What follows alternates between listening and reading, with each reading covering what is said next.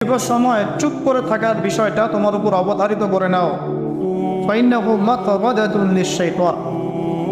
কারণ এই কাজের মধ্য দিয়ে শয়তান বিতাড়িত হয়ে যায়।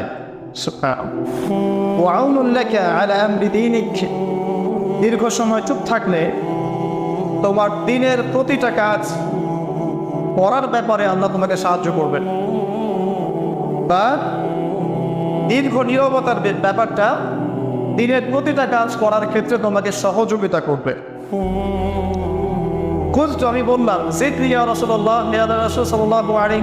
আমাকে আরো বাড়িয়ে দিন, আরো কিছু বলুন, আরো কিছু ওসিয়ত করুন। তিনি বললেন